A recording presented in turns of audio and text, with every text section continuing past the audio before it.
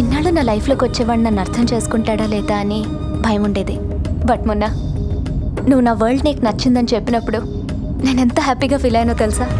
Thank you so much for understanding my world.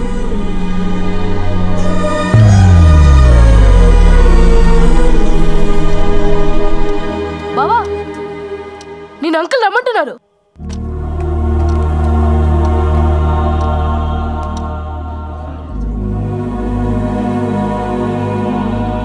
అయ్యా, రేపు మధ్యాహ్నం ఇదే టైంకి గురువారం సప్తమి, మంచి ముహూర్తం అండి. ఓహో, బాగుంది.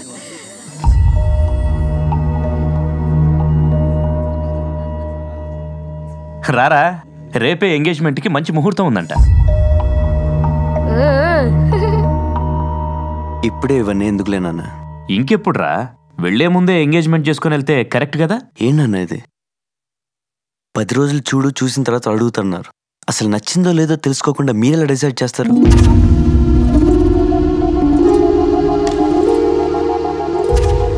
అదేంట్రా, నచ్చకుండానే తిరిగావా? నచ్చే తిరిగానన్నా, కానీ మా ఇద్దరికి ప్రాక్టికల్గా వర్కౌట్ అవుతుంది.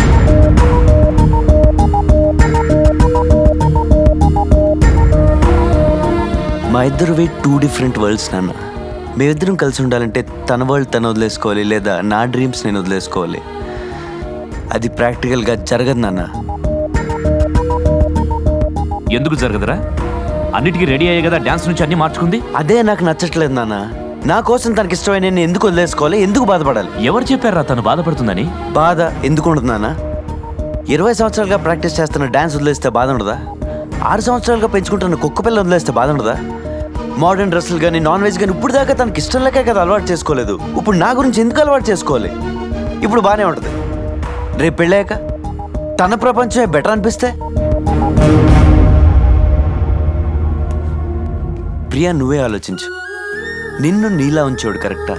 నా కోసం నీ వరల్డ్ అంతా మార్చుకోవడం కరెక్టా? పెళ్లికి ముందు ఏ అమ్మాయి వాళ్ళైనా సపరేట్గానే ఉంటుంది బాబు. ఎంతమందికి ఉంటుంది అంకుల్ ఇంత అందమైన ప్రపంచం? ఈరోజు పెళ్లి కోసం అడ్జస్ట్ అవ్వచ్చు, రేపు అన్నీ వదిలేసి హ్యాపీగా మాత్రం ఉండలేదు. అంటే అడ్జస్ట్ అయ్యి మేమెవరం సంతోషంగా లేవా? ఎవరో ఒక్కరే ఉంటున్నారు నాన్న, అందుకే వద్దంటున్నాను. మీ రోజులో కాదు, ఇప్పుడు లైఫే ఒక రేస్ అయిపోయింది. పొద్దున వెళ్తే రాత్రి ఎప్పుడు వస్తామో తెలియదు. వైఫ్ అండ్ హస్బెండ్ మెలకుగా కలిసి ఉండే టైం హార్డ్లీ 2 గంటలు కూడా లేవు. ఆ 2 గంటలు కూడా ఎందుకు కాంప్రమైజ్ అవ్వాలని అడుగుతున్నాను. అందరినీ నాలో ఆలోచించమని నేను అనట్లేదు.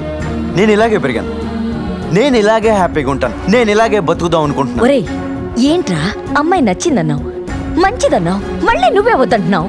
తాజ్ మహల్ అంటే నాకు చాలా ఇష్టం అమ్మా, కానీ ఇల్లు ఎందుకు అలా కట్టుకోలేదంటే నా దగ్గర సమాధానం లేదు.